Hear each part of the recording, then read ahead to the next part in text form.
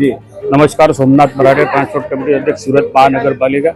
गत रोज सूरत महानगरपालिकाની સામાન્ય સભા મળી હતી।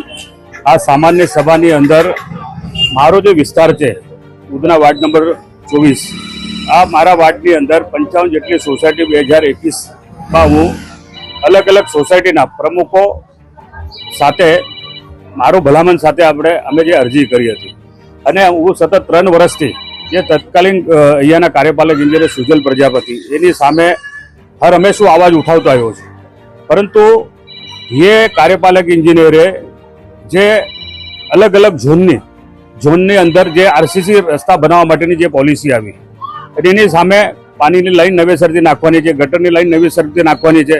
અમે 55 સોસાયટી એવી રીતે મૂકી હતી। 55માંથી 10 સોસાયટીના અમારા આરસીસી રસ્તા બની ગયા, પરંતુ ત્યાં પાણીની જ લાઈન બદલાઈ અને ગટરનો મેન્ટેનન્સ થયો। હવે જે 45 સોસાયટી બાકી છે, હવે કેટલામાં તો પાણીની લાઈન નખાઈ ગઈ છે અને આરસીસી રસ્તાના અંદાજ પણ મંજૂર છે। હવે ગટર લાઈનની જે વાત છે, ગટર લાઈન નવેસરથી નાખવા માટેની વાત છે।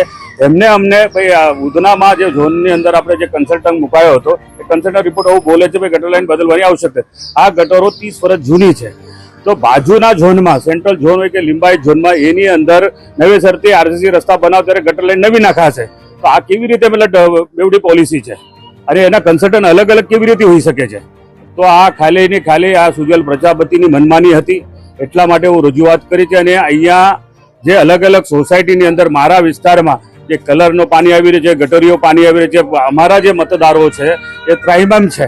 હું આંદોલન કે મારા સ્વાર્થ માટે નથી કરતો, મારા સ્વાર્થ માટે હું સોસાયટી ભરતો નથી, પરંતુ અમે ધારાસભ્ય સાથે બરાબર આપણા ધારાસભ્ય આપણા આજ્ઞા આ કાર્યક્રમ અંતર્ગત અમે જ્યારે એમની સાથે ફરતા હોય લોકો અમને સામે અમારી આક્રોશ કરે છે, અમને મતલબ ગંભીરતાથી ફરિયાદ કરે છે અને સવારે 6:30 વાગે જ્યારે પાણી આવે છે ત્યારથી જ લોકો મતલબ અમારી બૂમાબૂમ કરીને અમને ફોન કરે છે, સુરતી ગાળો આપે છે। તો અમે ક્યાંક અમને બેલેન્સ થવું પડે છે, અમારો આક્રોશને કોઈ ધ્યાને લેતો નથી, એટલે હું આ ગંભીરતાથી રજૂઆત કરી છે। આવા અધિકારી સામે સખ્તમાં સખ્ત પગલાં લેવાય, આ અલગ અલગ નીતિ કેમ એની પણ તપાસ થાય અને અમારો જે સમસ્યા છે આ સમસ્યાનો નિકાલ નહીં થશે, અધિકારી પર પગલાં નહીં થશે, તો મારે ના છૂટકે હજુ ઉગ્રતાથી મતલબ વાત કરવી પડશે અને આ સમસ્યા માટે લડવું પડશે।